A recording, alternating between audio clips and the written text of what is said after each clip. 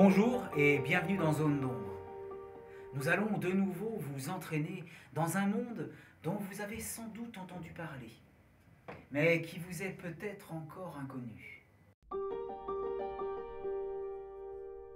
La sophrologie est une discipline récente, souvent mal perçue, au mieux comme une croyance New Age, au pire comme une sorte de secte. Marie-Christine Blond est sophrologue à Rennes. Elle est notre portrait de la semaine.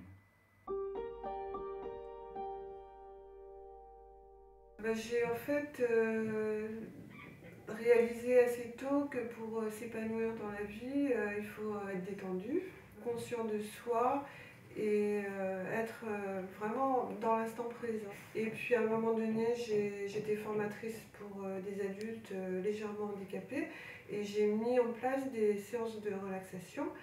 Et en fait, c'est cette expérience très positive qui m'a donné envie d'aller plus loin. Et c'est à ce moment-là que j'ai décidé de me lancer dans une formation de sophrologue.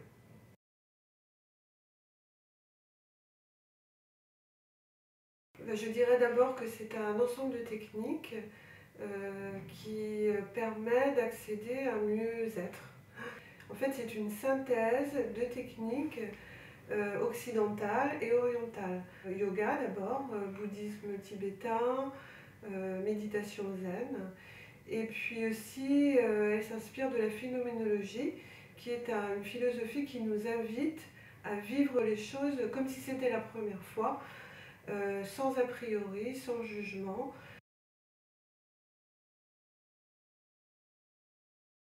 La sophrologie, elle est née dans le milieu médical.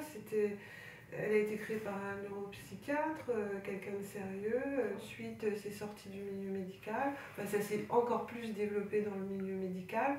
Et puis, thérapeutique, sportive, sociale, comme méthode de prévention contre le stress. Et puis en pédagogie aussi. Les bienfaits sont nombreux. Ça réduit la tension artérielle, les hormones du stress, l'adrénaline. Ce qui est très important, c'est de trouver un bon sophrologue. C'est là la base. Et le bon sophrologue, il doit quand même être diplômé, avoir une formation sérieuse et puis sortir d'un institut de sophrologie qui est publiquement reconnu. L'événement de la semaine est l'Assemblée générale de Fleurs de Cristal, une association qui organise des réunions médiumniques ouvertes au grand public afin de le familiariser à ses pratiques. Nous avons rencontré son président, Jean-Yves Bagot. Donc je déclare ouverte l'Assemblée générale. Vous êtes le président de l'association Fleurs de Cristal, basée à Rennes. Exact. Et quel est le but déjà de votre association? Le but de l'association, c'est d'apporter une aide morale aux personnes en souffrance après un deuil. Mais c'est également de rechercher des preuves de la survivance par des conférences, par des témoignages, par des contacts médiumiques et des phénomènes inexpliqués. Et qu'est-ce que vous appelez la survivance, justement? Pour nous, nous ne sommes que de passage sur Terre, mais après, ce n'est pas le néant. Nous pensons que nos êtres chers, nos êtres qui sont disparus, ne sont pas disparus tout à fait, et que donc ils sont près de nous par la pensée, et que de certaines façons, ils peuvent se manifester.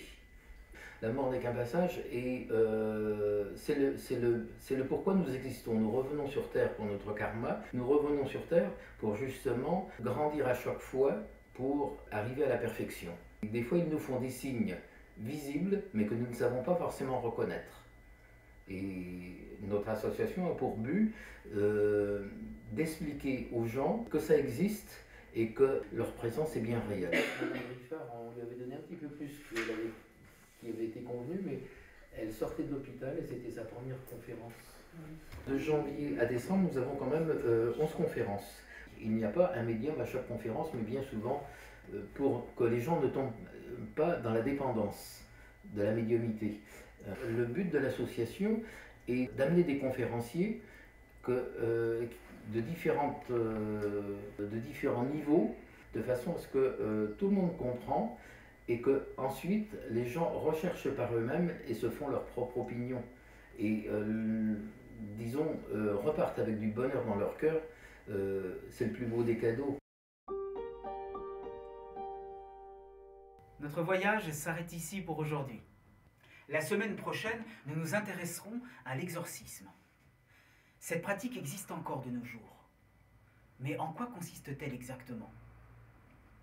Où commence la réalité et où s'arrête la fiction? À très bientôt et souvenez-vous, gardez l'esprit ouvert.